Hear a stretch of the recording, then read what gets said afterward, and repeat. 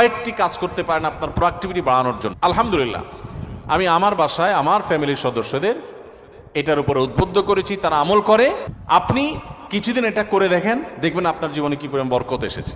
আমার বয়স 21 বছর, সকাল থেকে রাত পর্যন্ত সময়টা কিভাবে প্রোডাক্টিভ ভাবে কাটাবো, আমার টাইম ম্যানেজমেন্ট কেমন হবে, খুব দরকারি একটা প্রশ্ন করেছে।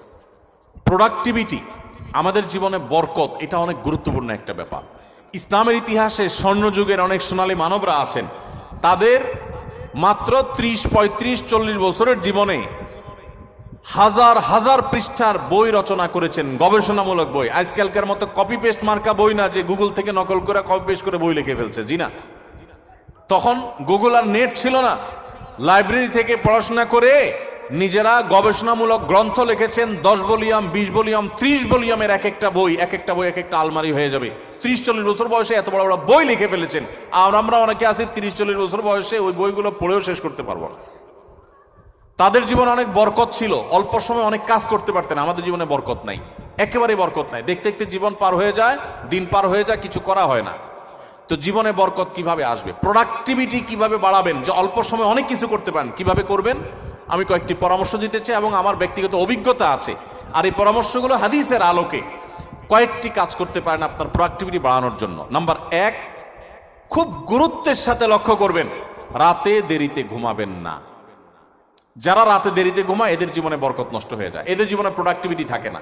দেখুন, পৃথিবীতে যে সমস্ত দেশগুলো উন্নত হয়েছে, আপনি আমেরিকা বলেন, জাপান বলেন, কোরিয়া বলেন, আপনি ইউরোপ বলেন, পৃথিবীর যে সমস্ত অঞ্চলের যে সমস্ত দেশগুলো উন্নত হয়েছে, তাদের দেখবেন সবার একটা কমন লাইফস্টাইল হলো তারা রাতে তাড়াতাড়ি ঘুমায় পড়ে। সমস্ত উন্নত দেশের সব মানুষদের মধ্যে কালচার আছে। সারা পৃথিবীতে যে দেশগুলো উন্নত হয়েছে তারা সবাই দেখবেন সন্ধ্যার পর পর শুয়ে পড়ে। আর আমাদের বাঙালির রাত শুরুই হয়ে হলো 10টার পর, তাই না? আমরা অফিস আদালত থেকে আইসা বাসায় রিমোট নিয়া জামা টামা খুলে ধুইয়া বৈশা, এরপরে আমরা এশার নামাজ যদি পড়ি নামাজি হই, আর বেনামাজি হলে তার কোনো কথাই নেই। আইসা আমরা সোফা বসে এবার আমরা রিমোট দিয়া একটা পর একটা চ্যানেল পাল্টাতে থাকি, এরপরে মোবাইলে ফেসবুকে আতাইতে থাকি।